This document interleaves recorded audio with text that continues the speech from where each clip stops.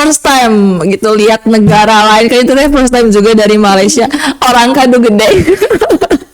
Kita sama-sama dari Kadu Gede, yang maksudnya dari Kuningan gitu ke Malaysia. Gimana teh ini Kita sekitar bikin 5 proker. Jadi ada 5 proker yang kita bikin di Malaysia. Terus kayak di jalannya juga ada transportasi yang nggak ada di Indonesia. Jadi Cirebon udah sampai Singapura. udah gitu. mendunia ya. Udah mendunia. Tempat yang ikonik yang teh kunjungin tuh di Malaysia.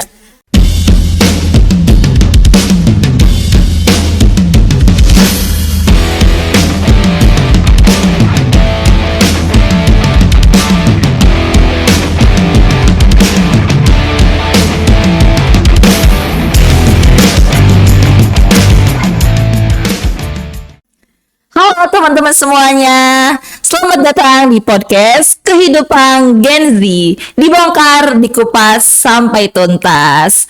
Halo, gimana nih kabarnya? Ini minggu keempat kita dan di episode keempat kita, semoga pendengar Sobat Gen Z ini masih dalam keadaan sehat.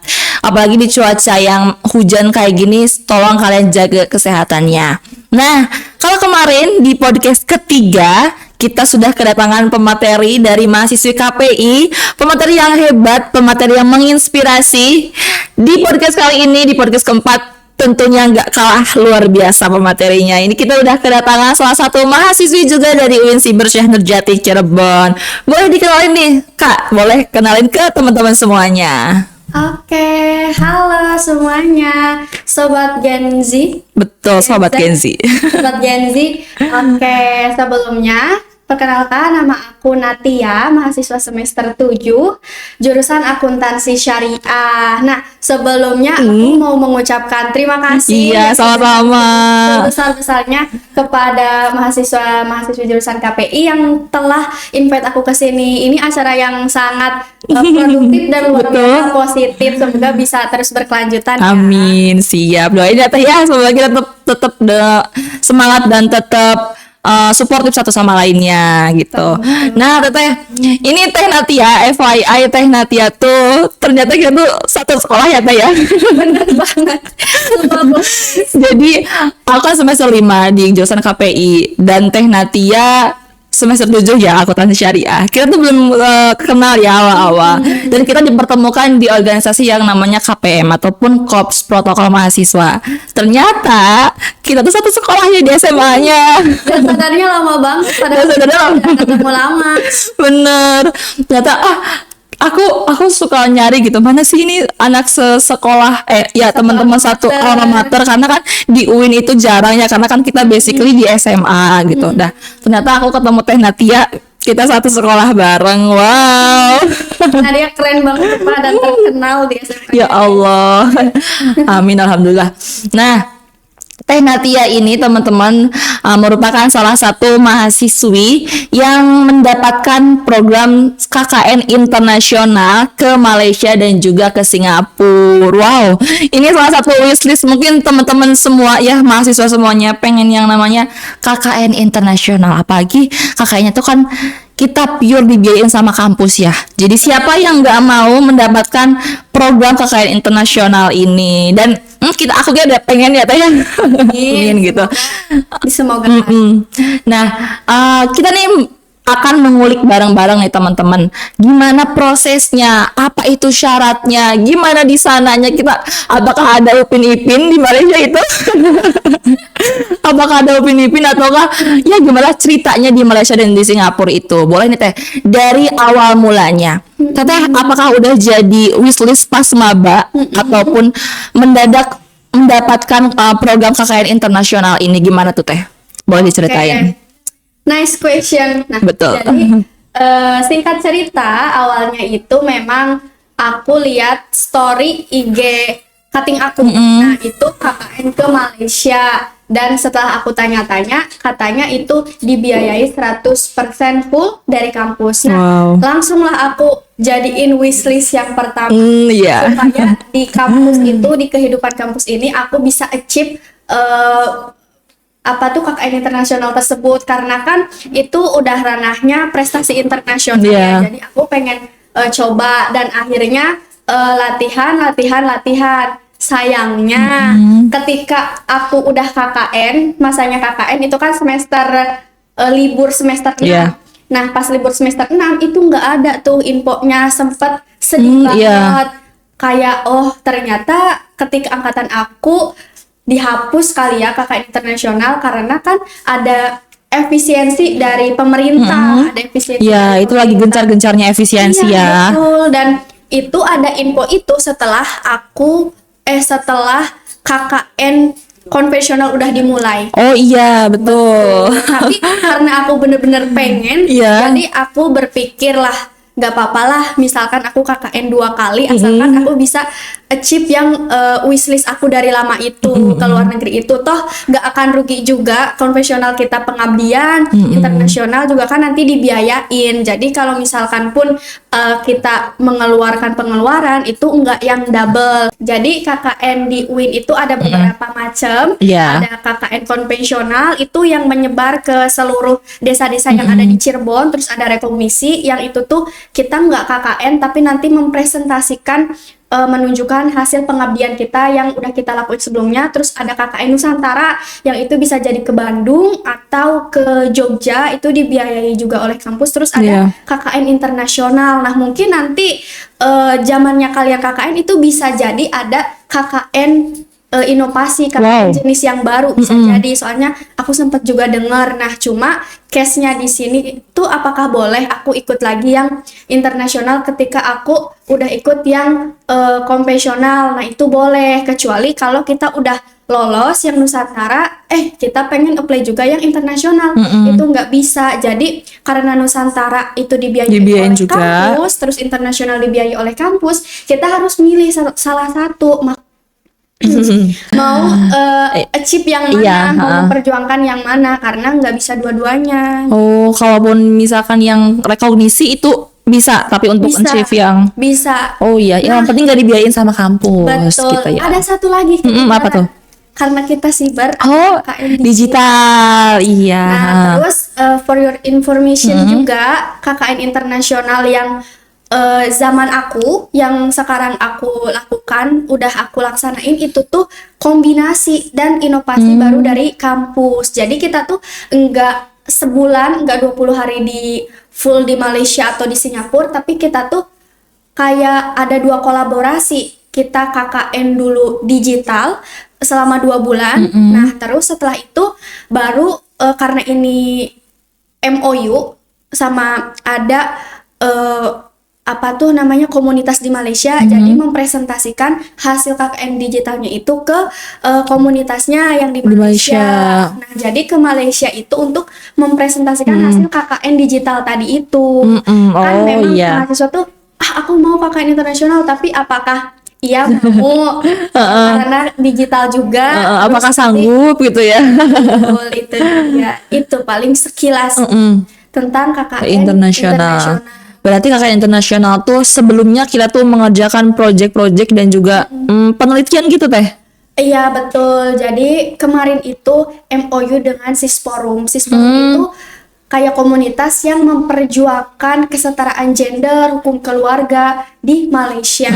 Nah, kita membuat artikel kayak istilahnya tuh mereproduksi artikel dari situsnya, webnya Sisporum, dari Oh, iya. media sosialnya Sisporum, karena di media Sisporum itu banyak kasus-kasus permasalahan di Malaysia, yang itu kita kita pelajari, kita jadikan artikel. Terus selain kita bikin artikel, kita juga bikin video. Terus selain bikin video, kita juga bikin infografis atau bahasanya tuh carousel. Carousel. Carousel ya. Iya, nah karena itu berbasis digital dan kita mempublikasikannya di IG LP2M, kita ada coaching. Jadi LP2M menyediakan mentoring. Nah, kita ada pembekalan dulu nih, ada pembekalan 1, pembekalan 2, pembekalan 3. Nah, setelah kita dikasih pembekalan, itu nanti kita langsung membuat karya. Nah, karya kita itu enggak serta-merta langsung diupload, dipublikasikan, tapi juga coaching dulu. Ini udah ACC belum? Kalau udah ACC, baru bisa dipublikasikan ke LP2M itu. Nah, itu untuk teknis pelaksanaan KKN internasionalnya. Wow, jadi berbeda ya sama tahun kemarin kan. Kalau tahun kemarin itu pengabdian di SD ya Teh ya. Betul. Yang tahunnya 2024 ya. Iya. 2024 itu KKN ke Malaysia, tapi di situ programnya itu KKN di salah satu SD ya di Malaysia selama 20 hari. 20 hari ya. Tapi kalau sekarang yang KKN internasional itu berarti sebelumnya itu ada penelitian dan baru dipresentasikan di Malaysianya gitu ya Teh ya. Nah, ini nih apa sih yang ini kita pengen tahu juga ya Teh ya. Syaratnya apa tuh syaratnya, kayak kita harus mempersiapkan apa nih mumpung kita kan masih, aku semester 5 gitu dan bentar lagi kita KKN ya. Kita mau memilih nih antara KKN konvensional, rekognisi, digital, ataupun internasional. Jadi kita pengen mempersiapkan nih apa kira-kiranya yang harus kita persiapkan untuk bisa achieve KKN internasional ini. Oke, good question. Jadi syaratnya sebetulnya mudah gak mudah, karena itu ya masih bisa kita jangkau lah sebagai mahasiswa. Iya. Itu ada yang pertama ada deskripsi diri. Kayak deskripsi dirinya itu apa motivasi kita ikut KKN, terus nanti apa proker yang ingin diajukan, terus juga kayak alamat dan sebagainya, identitas diri. Itu ada format deskripsi diri. Terus ada satu format tapi aku maaf ya agak lupa, pokoknya isinya itu kayak ada pertanyaan-pertanyaan gitulah dari LP2M, kayak kamu bisa nggak ilmu keagamaan, terus kamu ada pengalaman nggak menulis artikel, terus kamu ada pengalaman nggak mengenai bahasa Inggris gitu. Jadi terkait portofolio kita. Nah, itu di form itu. Jadi ada deskripsi diri, ada form khusus itu, terus ada rekomendasi dekan, dan juga ada surat izin orang tua, karena kan kita mau berpergian jauh ya, mungkin tanpa izin orang tua. Jadi itu ada surat izin orang tua dan ada bea materainya gitu. Nah, terus karena itu tadi kita mau ke luar negeri, jadi tips lolosnya Gimana tuh? Cantumin kalau kamu itu udah minimal intermediate lah bahasa Inggrisnya, karena ketika nanti wawancara di tahap 2, nah ini kan tadi yang aku jelasin tuh tahap 1 administrasi, tahap keduanya itu ada tahap wawancara. Tahap wawancara ini langsung sama ketua LP2M dan pakai bahasa Inggris. Wow. Wawancara tahap 2 itu literally nggak ada pembukaan bahasa Indonesia, tapi Assalamualaikum warahmatullahi wabarakatuh, good morning, langsung perkenalan wawancaranya bahasa Inggris, terus apa motivasi kamu nge-describe-nya pakai bahasa Inggris begitu. Nah, jadi tunjukkan kalau memang ada potensi di bahasa Inggris. Kalau kemarin kebetulan karena aku alumni kampung Inggris, iya, Pare udah dari Pare ya. Jadi aku cantumkan tuh kalau misalkan ada sertifikatnya dari kampung Inggris, terus juga misalnya kalian nggak ada sertifikat dari kampung Inggris gitu, kalian kan bisa ikut course. Jadi itu kayak ada nih kompetensi di bahasa Inggris tersebut. Nah, terus karena tadi mungkin yang LP2M butuhkan itu menulis artikel, jadi kita harus ada juga skill menulis. Nah, terus aku juga pernah ikut kelas menulis di sosial media.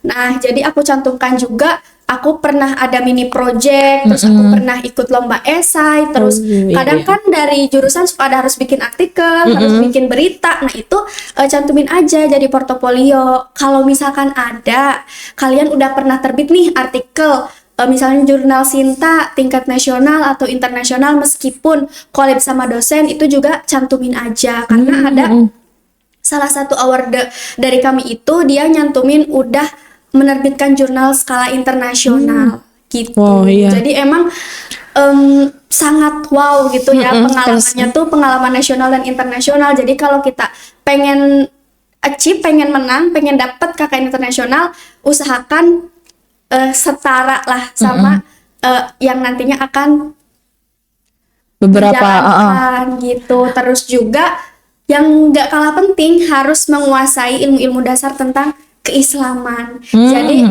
temanya itu ada hukum keluarga, ada rahmatan lil alamin, terus ahlus sunnah wal jamaah kayak gitu. Wow, lumayan terasa berat ya, gitu.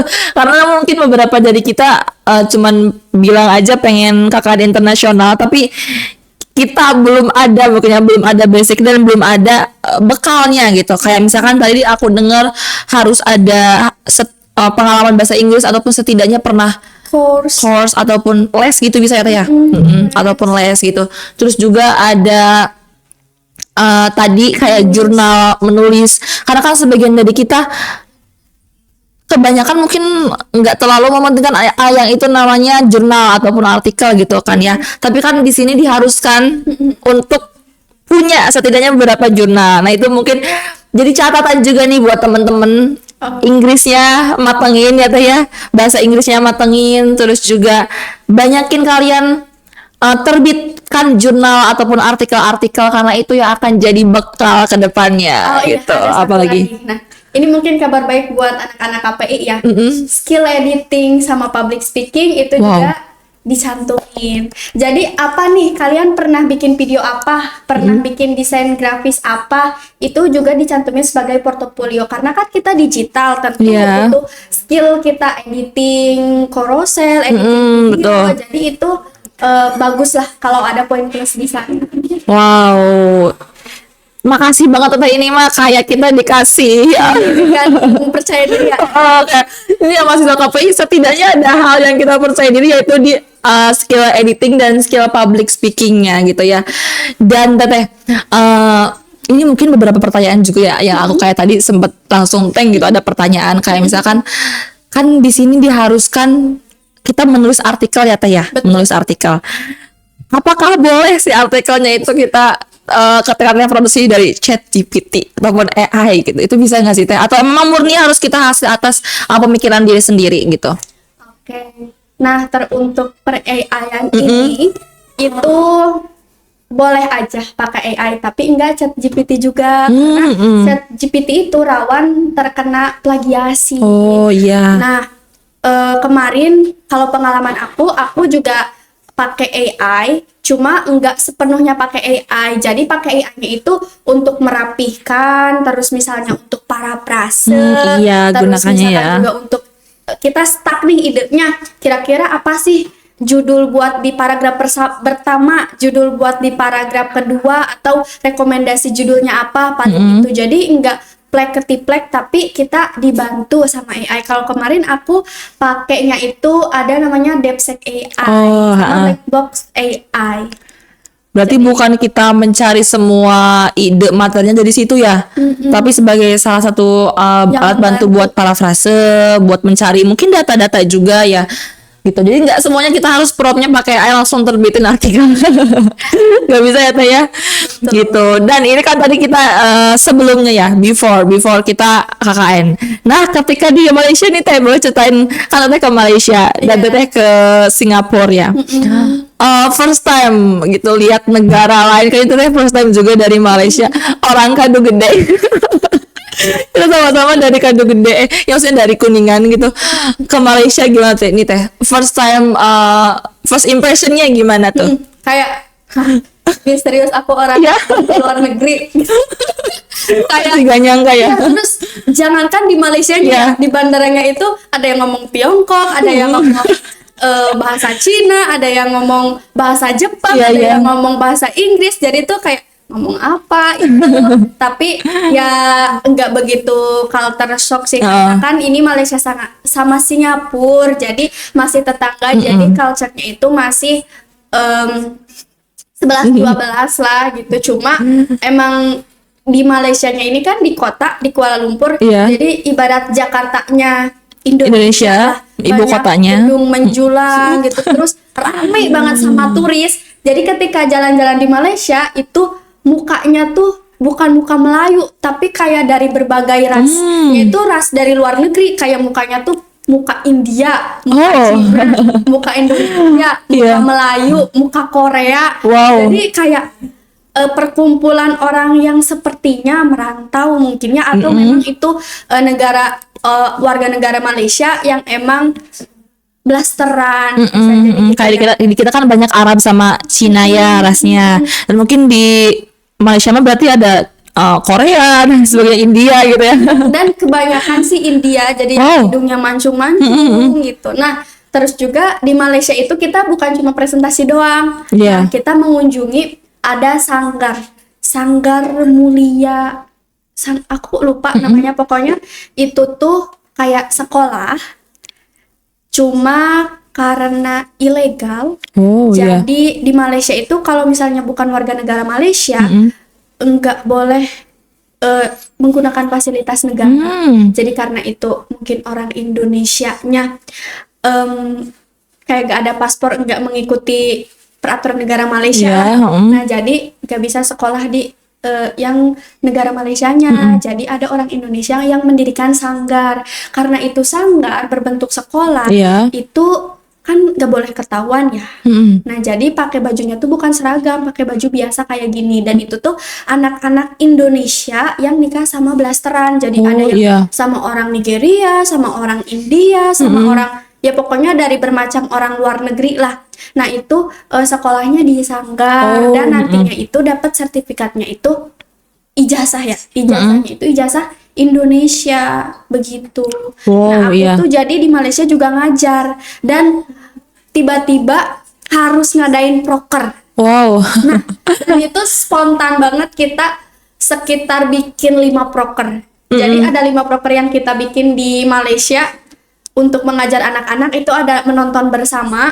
Jadi menonton bersama kayak tentang orang tua, Iya. menumbuhkan apa tuh, mengetes tentang mental anak gitu. Iya. Terus kasih sayang terhadap orang tua gitu. Terus juga ada mengenalkan uang rupiah. Jadi mereka nggak tahu uang rupiah di Indonesia. Padahal mereka anak-anak asli Indonesia ya. Betul. Jadi kita kenalkan kalau di Indonesia transaksi uangnya tuh pakai rupiah, yang bentuknya tuh kayak gini gitu. Terus juga kita ada proker literasi, terus ada juga proker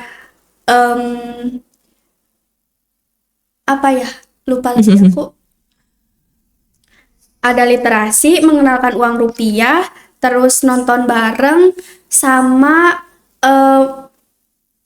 MC, latihan Oh. MC. Karena kebetulan kan anak KPM Iya. ya. Nah, terus ketika upacara aku sangat greget melihat MC-nya. Oh, Jadi dengan keren, sedikit iya. ilmu yang aku punya, aku mengadakanlah kelas MC dan dirijen. Wow, itu proker dadakan di situ ya. Kan, dan alhamdulillah sangat berkesan, diapresiasi juga sama orang yang punya yayasan Wow, itu. keren, hebat banget. Dan ada nggak teh bukan negara ya, tempat yang ikonik yang teh kunjungin tuh di Malaysia? Di Malaysia itu terkenal dengan Menara Kembar.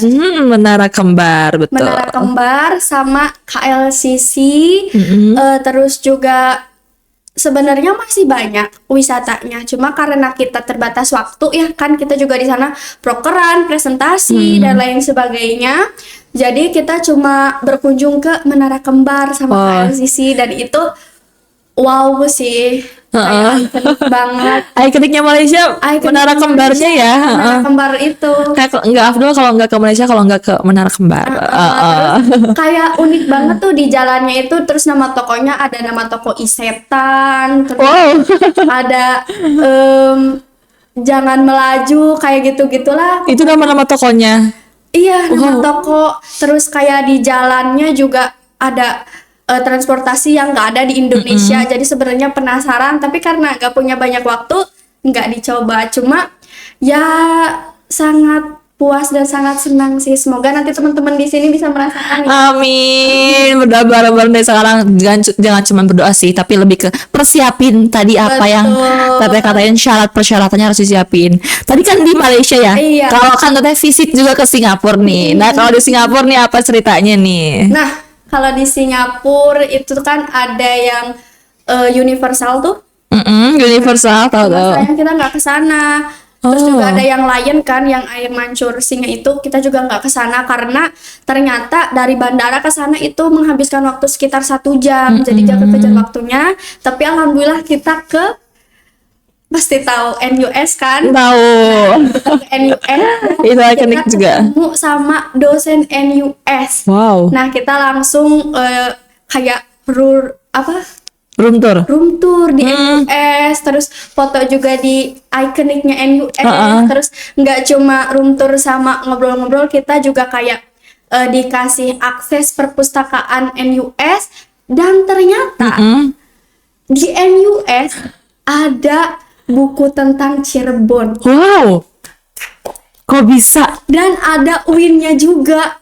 Jadi kita tuh di library NUS tuh bener-bener dibeberin Heeh. kayak ada apa aja, dan itu sangat berjuta-juta koleksinya, dan ada dari Cirebon juga. Dan itu tuh tulisan-tulisan zaman dulu, bukan berbentuk sekarang tulisan huruf, tapi tulisan apa ya namanya? Iya, aksara Iya, aksara terus ada yang Cirebonan. kayak ada yang di KKN Mata Ngaji itu ada di NUS. KKN Mata Ngaji. Kan di Cirebon ada Mata Ngaji tuh. Nah, terus kemarin kan kita Oh, ada dapat iya. KKN kan, ada KKN aku yang partner aku yang KKN-nya di Mata Ngaji. Nah, itu ada di NUS, ditampilin di library-nya. Ih, keren. Ada tentang Cirebon lah. Jadi Cirebon udah sampai Singapura, Udah gitu. mendunia ya. Udah dunia gitu. Terus kayak sharing juga tentang gimana sih kalau kita mau kuliah di NUS, S2-nya gimana, programnya gimana. Cuma emang susah digapai. Enggak, jangan usah digapai dulu. Kita bisa berdoa dulu aja, berusaha dulu aja ya. Bismillah, semoga wishlistnya tercapai. Amin, amin. Tadi kan, wah, kita udah dengar keseruan juga, momen yang mungkin gak semua orang dapat, tapi alhamdulillah Teh Natia dapat gitu. Ini wishlist angkatan Teh Natia ikut KKN internasional, tapi Teh Natia jadi salah satu orang yang mendapatkannya. Luar biasa, keren banget. Amin. Alhamdulillah. Dan terakhir nih Teh, kasih pesan ataupun motivasi ke teman-teman yang pengen ikut KKN internasional juga, apa nih pesannya gitu Teh? Boleh sampaikan ke mahasiswa yang lainnya. Wow. Wow. Oke.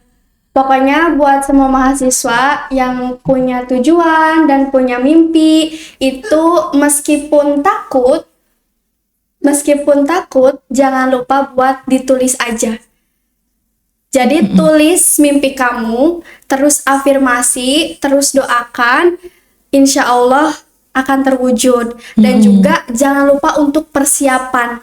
Karena aku pernah dengar katanya suatu keberhasilan itu tuh suatu kolaborasi antara persiapan dan kesempatan.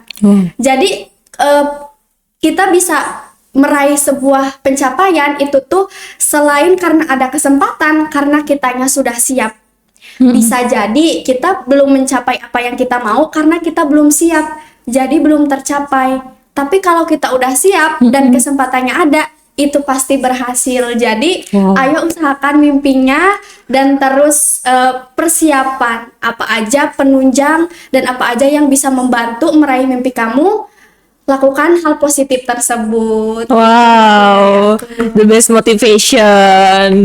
Jadi nggak hanya ada kesempatan, tapi persiapannya juga harus matang.